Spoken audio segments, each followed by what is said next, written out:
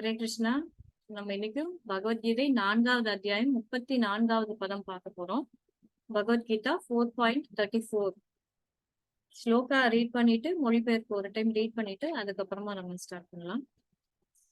தத்வித்தி பிரணிபாதேன பரிப்ரஷ்னேன சேவையா உபதேக்ஷ்யந்தி தே ஞானம் ஞானினஸ்தத்வதர்ஷினஹ.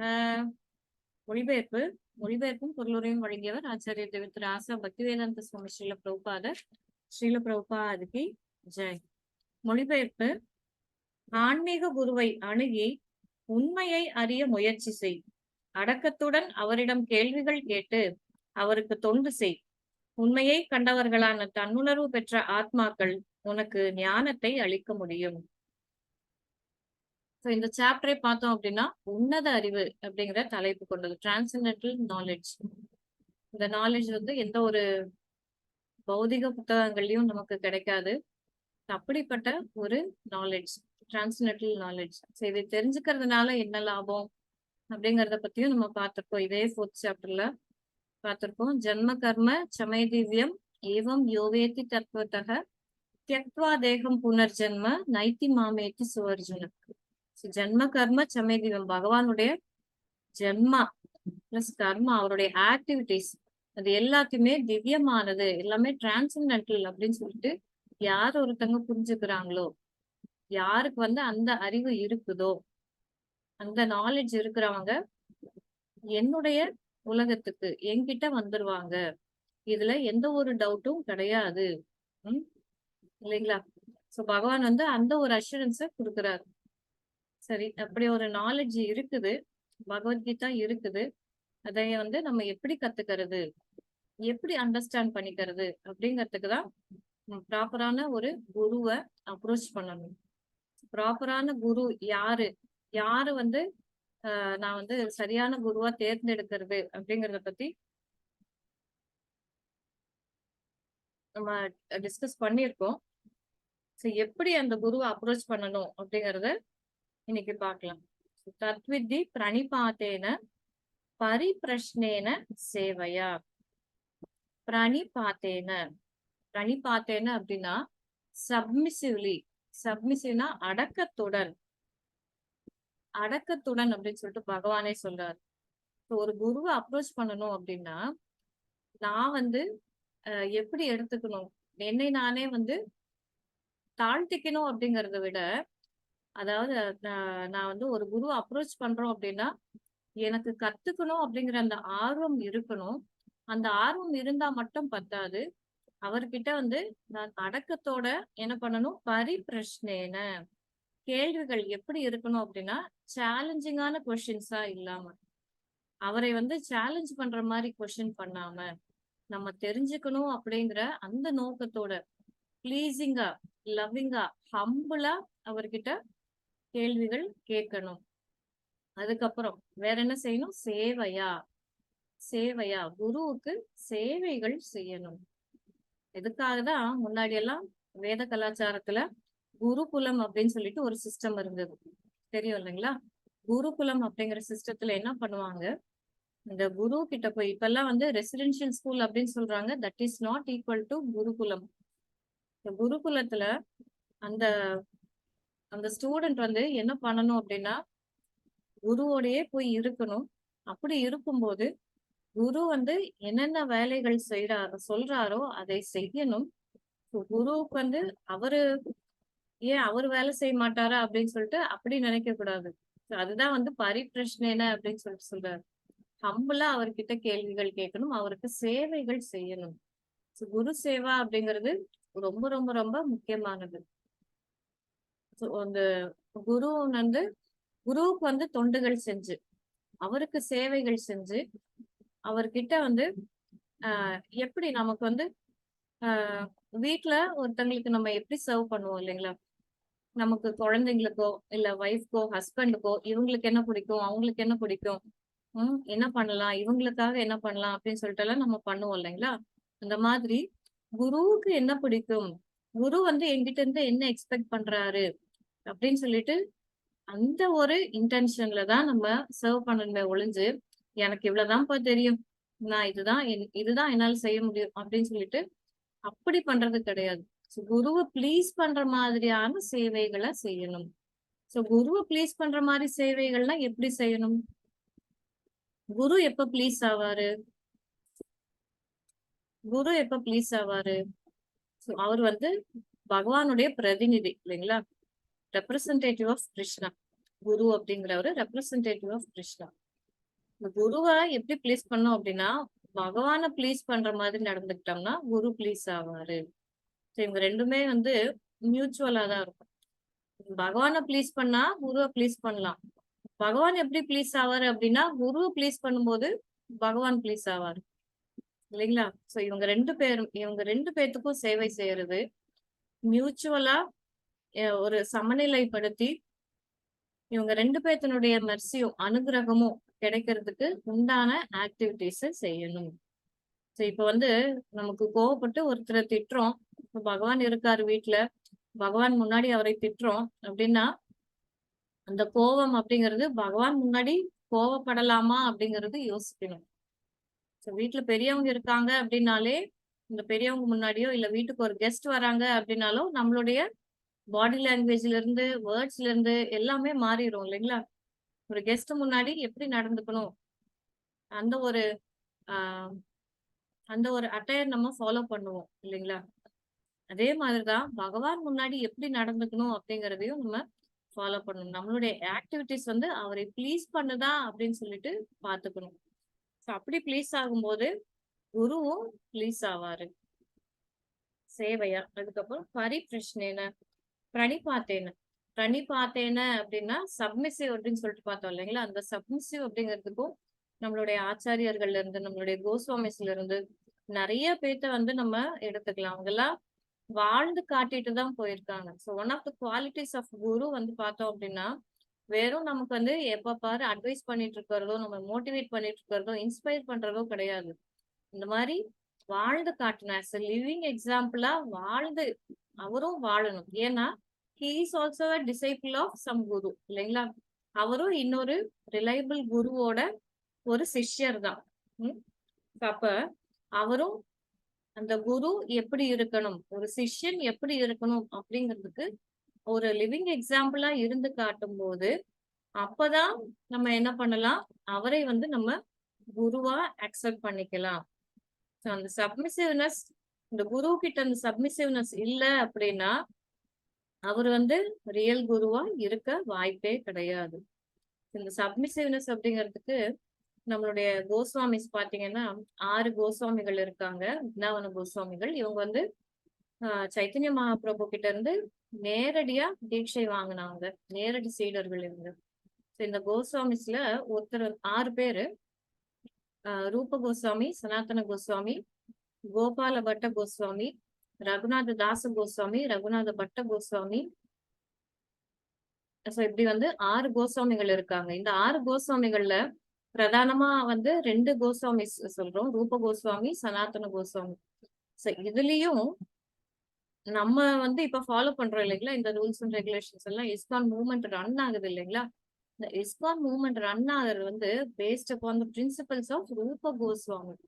ரூப கோஸ்வாமி வந்து அவருடைய ஸ்கிரிப்ட்ஸ் அவருடைய எழுத்துக்கள்ல நமக்கு என்ன கொடுத்திருக்காரோ, அவரு வந்து எப்படி இருக்கணும் அப்படிங்கறத பிரிஸ்கிரைப் பண்ணியிருக்காரோ, அதைய அந்த பேஸ் ப அதைய பேஸ் பண்ணி தான் இந்த பிரின்சிபல்ஸ் ஆஃப் இஸ்கான் எல்லாமே வந்து ரூப கோஸ்வாமியினுடைய அட்வைஸ் தான். அவருடைய இன்ஸ்ட்ரக்ஷன்ஸ் தான் நம்ம ஃபாலோ பண்ணிட்டு இருக்கோம் இப்ப. சோ நம்மள வந்து என்னன்னு சொல்லுவாங்க, ரூபானுகாஸ் அப்படின்ட்டு சொல்லுவாங்க. ரூபா அனுகா. அனுகா அப்படின்னா ஃபாலோயர். ரூபா அனுகா அப்படின்னா ரூப கோஸ்வாமியோட ஃபாலோயர்ஸ் அப்படின்னு சொல்லிட்டு சொல்லுவாங்க.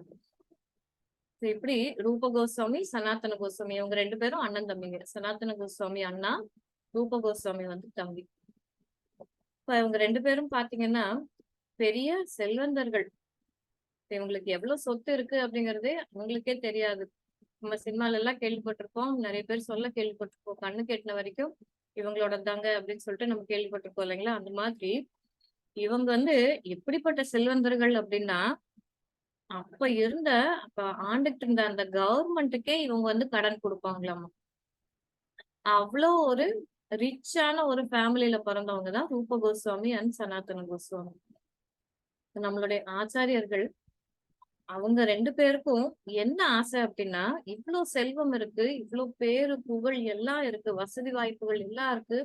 என்னனாலும் ஒரு செகண்ட்ல, ஒரு நிமிஷத்துல செஞ்சு குடுக்குற அளவுக்கு அவங்களுக்கு அவ்ளோ வசதி இருக்கு, கம்ஃபர்ட் இருக்கு. ஆனாலும் அவங்கள 2 பேத்தினுடைய மனசு பார்த்தீங்க அப்படின்னா, சைத்தன்ய மகாபிரபுவையே சுத்தி சுத்தி வந்துட்டு இருந்ததாம். நான் சைத்தன்ய மகாபிரபுவ பார்க்கணும். அவர்கிட்ட வந்து நானு பிளெஸிங்ஸ் வாங்கணும். அவர்கிட்ட நான் இன்ஸ்ட்ரக்ஷன்ஸ் வாங்கிக்கணும். அப்படின்னு சொல்லிட்டு, அவருக்கு நான் சேவைகள் செய்யணும் அப்படின்னு இவங்க 2 பேத்தோடைய ஆட்டிட்யூடும் இருந்தது. ரூப Goswami and Sanatana Goswami. So அப்படி இருக்கும்போது என்ன பண்ணாங்களாமா, அது மட்டும் இல்லாம இவங்க 2 பேரும் வந்து பெரிய போஸ்ட்ல இருக்காங்க. அப்ப வந்து நவாப்ஸ் எல்லாம் ஆண்ட காலம் அது. ரூப கோஸ்வாமியும், சனாதன கோஸ்வாமியும் இருந்த டைம் வந்து நவாப்ஸ் எல்லாம் ஆண்ட காலம். அப்ப இவங்க 2 பேரும் வந்து ஒருத்தர் பிரைம் மினிஸ்டர், ஒருத்தர் பினான்ஸ் மினிஸ்டர். இந்த கவர்மெண்டோட பிரைம் மினிஸ்டர், பினான்ஸ் மினிஸ்டரா இருக்காங்க. அப்ப இவங்க 2 பேரும் என்ன பண்றாங்க, அந்த வேலைய ஒரு நவாபுக்கு கீழ ஒர்க் பண்றதே இவங்களுக்கு ரொம்ப ரொம்ப வந்து ஒரு கொடுமையான பொசிஷனா இருந்தது. அப்படிதான் அவங்க ஃபீல் பண்ணாங்க. ஏன்னா இவங்க வந்து பிறந்தது சிறந்த வைஷ்ணவ ஃபேமிலில பிறந்திருக்காங்க. ஆனா நவாப் கிட்ட வேலை பார்க்கறதே அவங்க ரொம்ப ஒரு கீழ்த்தனமான வேலையா நினைச்சிட்டு இருந்தாங்க.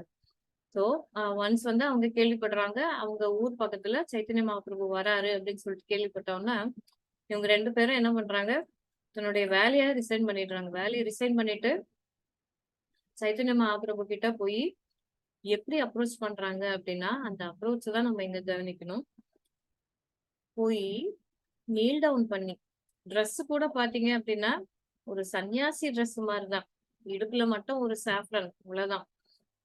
அதை மட்டும் கட்டிக்கிட்டு நீல் டவுன், முட்டிங்கால் போட்டு சைத்தன்ய மகாபிரபு கிட்ட போய் முட்டிங்கால் போட்டுட்டு அவங்களுடைய வாயில வந்து ஒரு பிளேட் ஆஃப் கிராஸ் அப்படின்னா அது ஒரே ஒரு புல்ல வந்து அவங்களுடைய பற்களுக்கு இடையில வச்சுக்கிட்டு அவங்க சைத்தன்ய மகாபிரபு கிட்ட போய் கெஞ்சுறாங்க. 2 கை கூப்பி அவங்க கெஞ்சுறாங்க, எங்களை வந்து நீங்க சிஷ்யர்களா ஏத்துக்கோங்க அப்படின்னு சொல்லிட்டு 2 பேரும் கெஞ்சுறாங்க. ஏன் வந்து இப்படி இருக்காங்க, இப்படி ஒரு பொசிஷன்ல இருக்காங்கன்னா, இதுதான் சப்மிசிவ்னஸ், இதுதான் சரண்டரன்ஸ். நம்ம குரு வந்து எப்படி அப்ரோச் பண்ணணும் அப்படின்னா, என்ன நான் என்ன நிலையில இருந்தாலும் சரி, இது எல்லாமே மெட்டீரியல் டிசிக்னேஷன்ஸ் தான். எல்லாமே டெம்பரரியான டிசிக்னேஷன்ஸ் தான். இந்த எல்லா பொசிஷன்ஸும் டெம்பரரியானது தான் அப்படிங்கறத புரிஞ்சுக்கணும். சோ அந்த இப்படி புரிஞ்சுக்கிட்டு தனக்குன்னு எதுவும் இல்லாம நான் வந்து எனக்காக என்னுடைய பேர் புகழ் எல்லாரும் பாடணும் அப்படிங்கறதுக்காக நான் இந்த குரு கிட்ட தீட்சை வாங்கினா என்னுடைய புகழ் எல்லாரும் பாடுவாங்க அப்படிங்கறதுக்காக தீட்சை வாங்க கூடாது. இன்ஃபேக்ட் நம்ம குருவுக்கு வந்து நம்ம எப்படி சர்வ் பண்ணணும், how can I serve my guru அப்படிங்கிற அந்த ஆட்டிடியூட்ல தான் அந்த சப்மிசிவ்னஸ் அப்படிங்கிறது இருக்கணும். சோ இவங்க எப்பேற்பட்ட ஆளுங்க, இவங்க எப்படி போய் கெஞ்சுறாங்கன்னு பாருங்க சைத்தன்ய மகாபிரபு கிட்ட. அப்படின்னா இப்படிப்பட்ட ஆளுங்க தான் இங்க சொல்லியிருக்கிற மாதிரி ஞானினஸ் தத்துவ தர்ஷினக. தத்துவ தர்ஷினக அப்படின்னா உண்மையை கண்டோர். எது உண்மை அப்படிங்கறத அவங்களால அனலைஸ் பண்ண முடியுது, டிஸ்கிரிமினேட் பண்ண முடியுது. எது பொய் எது உண்மை அப்படிங்கிற அந்த டிஸ்கிரிமினேஷன், அந்த அனாலிசிஸ் இருந்தாலே நம்ம வந்து ஒரு சரியான குரு கிட்ட நம்ம அப்ரோச் பண்ணவும் முடியும். அந்த குருவும் அந்த தன்னுணர்வடைந்த நிலையில தான் இருக்காரு. சோ இந்த ஞானம் அப்படிங்கிறது யார்கிட்ட இருந்து பெறலாம் அப்படிங்கறதும் அவங்களுக்கு நல்லா புரிஞ்சிருக்கு. அதனால அப்படி அந்த குருவை வந்து அவங்க எப்படி போய் அப்ரோச் பண்றாங்க பாருங்க. ஒரு பிளேட் ஆஃப் கிராஸ், அந்த புல்லோடைய ஒரே ஒரு புல்ல வந்து எடுத்து அவங்க பற்களுக்கு இடையில வச்சுட்டு அவங்க போய் நமஸ்கரிக்கிறாங்க அப்படின்னா அதுக்கு என்ன அர்த்தம்னா, நான் வந்து இந்த புல்ல விட நீச்சமானவன், நான் வந்து ரொம்ப ஒரு ஃபாலன் சோல், பதீத்தம், நான் ஒரு பத்தீத்தன், நான் ரொம்ப ஃபாலன் சோல், நான் ஒரு பெரிய பாவி, இந்த புல்லை விட கேவலமான ஒரு பிறவி நானு, என்னை வந்து நீங்க உங்களுடைய சிஷ்யனா ஏத்துக்குங்க அப்படின்னு சொல்லிட்டுதான் அவங்க வந்து அதைய ரெப்ரசன்ட் பண்றதுக்காக தான் அந்த புல்ல வந்து வாயில வச்சிருக்காங்க. சோ இதுதான் வந்து சப்மிசிவ்னஸ். பிரணிபாத்தேன. நம்ம பகவத்கீதை படிச்சுட்டு இருக்கோம். அதுலயும் நம்ம என்ன படிக்கிறோம் செகண்ட் சாப்டர்ல, கார்பண்ய தோஷோ பகத ஸ்வபாக ரிச்சாமி துவாம் தம்ம சம்மூட சேதாக யச்ரேயஸ் யாநிஷ்சி தம்ரூஹி தன்மே சிஷ்யஸ்தே ஹம் ஷாதி மாம் துவாம் பிரபன்னம். அப்பயும் அர்ஜுனா என்ன சொல்றாரு? சிஷ்யஸ்தே அகம் ஷாதி மாம் துவாம் பிரபன்னம். நான் உங்களுக்கு என்னை வந்து உங்களுடைய சீடரா ஏத்துக்கோங்க. I am soul surrendered unto you. நான் உங்களுக்கு சரண்டைந்த சீடன்னா எனக்கு எது நல்லதுங்கிறத நீங்க கைட் பண்ணுங்க அப்படின்னு சொல்லிட்டு அர்ஜுனா கேக்குறாரு இல்லைங்களா? சோ அர்ஜுனா அப்படி கேட்டதுக்கு அப்புறமா தான் பகவான் பேசவே ஆரம்பிக்கிறாரு. அதாவது அவருக்கு இன்ஸ்ட்ரக்ஷன் கொடுக்கவே ஆரம்பிக்கிறாரு இல்லைங்களா? ஆஸ் அ குருவா வந்து அர்ஜுனா ஏத்துக்கிட்டதுக்கு அப்புறமா தான் அவ்வளவு நேரம் ஒண்ணுமே பேசல. எந்த ஒரு இன்ஸ்ட்ரக்ஷனும் அவருக்கு கொடுக்கவே இல்லை அர்ஜுனாவுக்கு. அர்ஜுனர் வந்து புலம்புறாரு. இந்த ஃபர்ஸ்ட் சாப்டர் பார்த்துப்போம், விஷாட யோகா.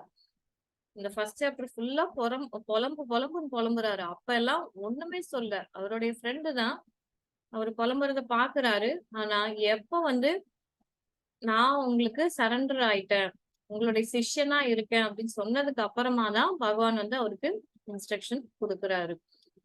ஏன் வந்து இப்படி பண்ணணும், ஏன் வந்து அந்த டிசைபிள் சரண்டர் ஆகணும்ட்டு ஏன் நினைக்கணும் அப்படின்னா, இந்த சரண்டரன்ஸ் இல்லாம எங்களுடைய சென்டர்ல ஒரு சிக்ஷா குரு வந்து சொல்லியிருக்காரு, சரண்டர் ஆகாம கேள்விகள் கேட்காதவங்க கிட்ட போய் நாம இந்த தத்துவங்கள் எல்லாம் இந்த நாலேஜ் எல்லாம் சொல்லிட்டு இருந்தோம்னு வைங்களேன், அவங்களுக்கு எந்த ஒரு இன்ட்ரெஸ்டும் இருக்காது. எந்த ஒரு இன்ட்ரெஸ்டும் காட்ட மாட்டாங்க அவங்க இல்லைங்களா?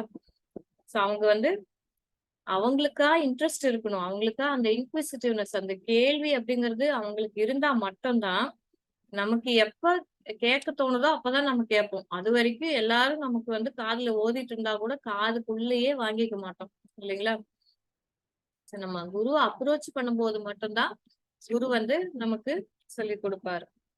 பரிபிரஷ்ன எப்படி கேட்கணும் அப்படின்னும் பாக்குறோம். பரிபிரஷ்ன ரொம்ப ஹம்பிளா அவர்கிட்ட கேள்விகள் கேட்கணும். சோ இங்க அர்ஜுனா என்ன கேட்டாரு? எனக்கு எது சிறந்ததோ அந்த மாதிரி என்னைய கைட் பண்ணுங்க அப்படின்னு சொல்லிட்டு என்ன கேக்குறாரு? கொஸ்டின். அவருடைய கொஸ்டினே பாத்தீங்க அப்படின்னா, அது உங்களாலதான் சொல்ல முடியும். எனக்கு எது சிறந்ததுங்கிறது எனக்கு தெரியல. நான் ரொம்ப குழப்பத்துல இருக்கேன். நீங்க தான் எனக்கு சொல்லி ஹெல்ப் பண்ணணும் அப்படிங்கிறாரு.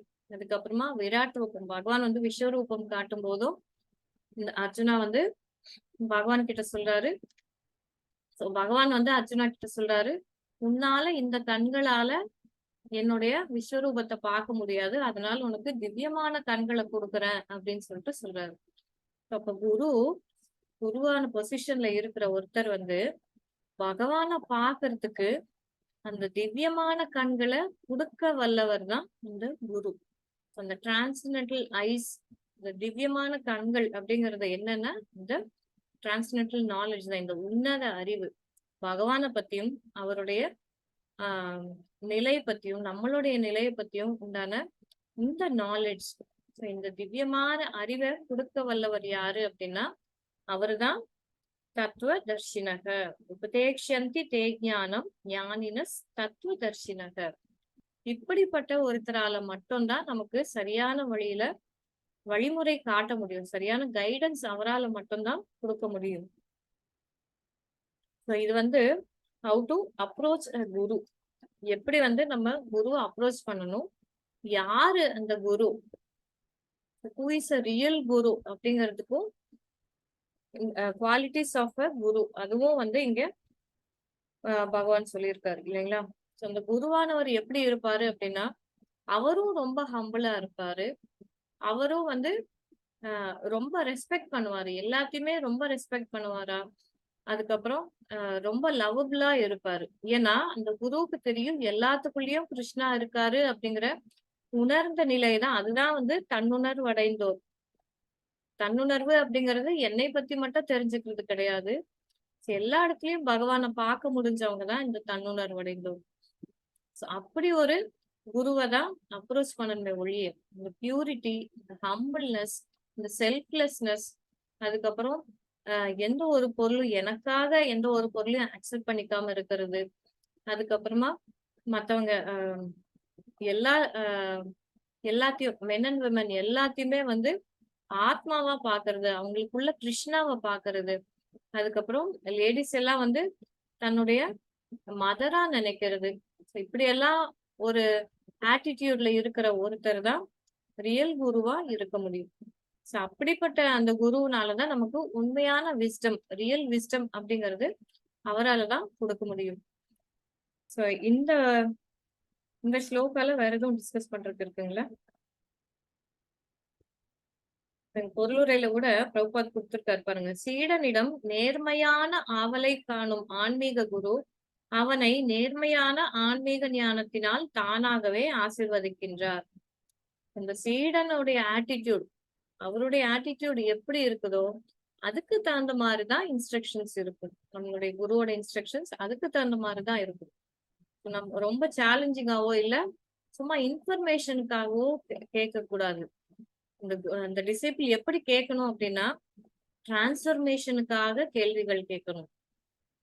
இந்த எந்த ஸ்கிரிப்சர்ல இருக்குது, இது வந்து யார் சொன்னாங்க, உங்களுக்கு எப்படி தெரியும்? சோ இப்படி எல்லாம் கேட்டுட்டு இருந்தோம் அப்படின்னா, இதை கேட்கலாம், கேட்க கூடாதுன்னு கிடையாது. ஆனா அதை எப்படி கேட்கணும்னா சேலஞ்சிங்கான ஒரு மூட்ல கேட்காம, அதை தெரிஞ்சுக்கணும் அப்படிங்கிற அதை தெரிஞ்சுக்கிட்டு நான் டிரான்ஸ்ஃபார்ம் ஆகணும். அது வெறும் இன்ஃபர்மேஷனா மட்டும் வச்சிருக்க கூடாது. டிரான்ஸ்ஃபர்மேஷனுக்கு இம்ப்ளிமெண்ட் பண்ணணும்.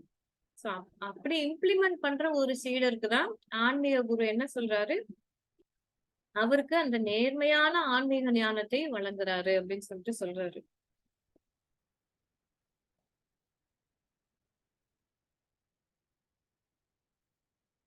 வேற எதுவும் இதுல டிஸ்கஸ் பண்றதுக்கு இருக்குங்களா? வேற எதுவும் டவுட்ஸ், கமெண்ட்ஸ், ரிஃப்ளெக்ஷன்ஸ் இருக்குங்களா?